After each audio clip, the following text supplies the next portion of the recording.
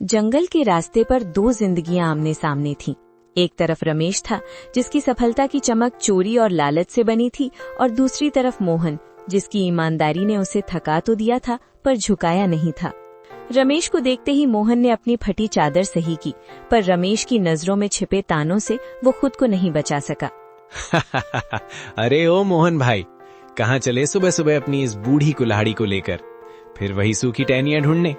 मरे हुए पेड़ तो अब शमशान में भी नहीं मिलते, तुम अब भी जंगल में उन्हें खोज रहे हो।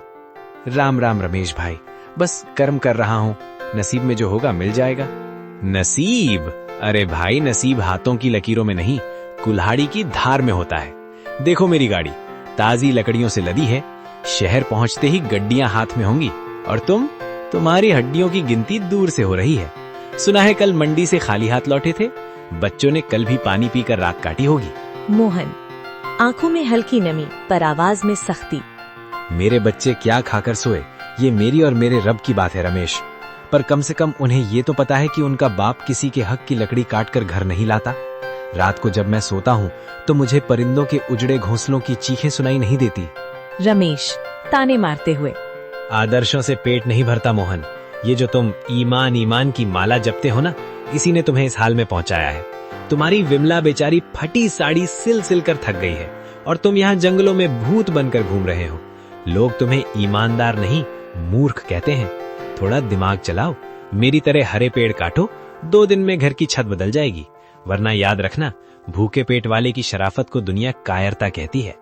शायद तुम सही कहते हो रमेश, दुनिया के लिए मैं मूर्ख हूँ, पर जिस दिन मैं अपनी भूख मिटाने के लिए हरे पेड़ काटने लगा, उस दिन मुझ में और तुम में क्या फर्क रह जाएगा? तुम्हारी तिजोरी भर रही है, पर तुम्हारी रूह खाली होती जा रही है। मेरी कुल्हाड़ी सिर्फ लकड़ी काटती है, किसी की दुआएं या किसी जीव का घर नहीं। तू अपनी गड्डियां गिन, मैं अपना सुकून ढूंढता हूँ। जाओ जाओ, ये सुकून तुम्हें ले डूबेगा। शाम को जब खाली हाथ लौटोगे और नन्नू को रोते देखोगे, तब पूछना अपने इस सुकून से कि उसकी कीमत क्या है। फकीर ही रहोगे तुम मोहन, फकीर ही मरोगे। रमेश अपनी बैलगाड़ी को जोर से हाँकते हुए धूल उड़ाता निकल गया। मोहन वहीं खड़ा धूल साफ करता रहा। उसकी आंखों में आंसू थे, पर दिल में एक अजीब सा संकल्प। उसने अपनी कुल्हाड़ी मजबूती से पकड़ी और उस घने जंगल की ओर कदम बढ़ा गए, जहां आज उसकी परीक्षा होने वाली थी।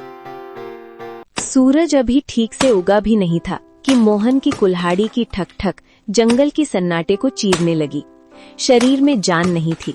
कल रात सिर्फ आधा गिलास पानी पीकर सोया था, पर हाथों में बच्चों के भूखे चेहरों की याद ने बिजली भर दी थी। पसीना माथे से बहकर आंखों में जा रहा था, पर मोहन रुकने का नाम नहीं ले रहा था। बस थोड़ा और। आज अगर ये गट्ठर बड़ा होगा तो शहर की मंडी में अच्छे दाम मिलेंगे। नन्नू के लिए आज सूजी ले जाऊंगा। बेचारा बच्चा कल रात रोते रोते सोया है, और दीपू की चप्पलें भी तो टूट गई हैं। हे भगवान, बस आज ही लकड़ियां बिक जाएं और कुछ नहीं चाहिए। मोहन बड़ी मशक्कत से लकड़ियों का एक भारी गट्ठर अपने सिर पर उठाता है। उसका शरीर कांप रहा है, पर उम्मीद उसे चला रही है।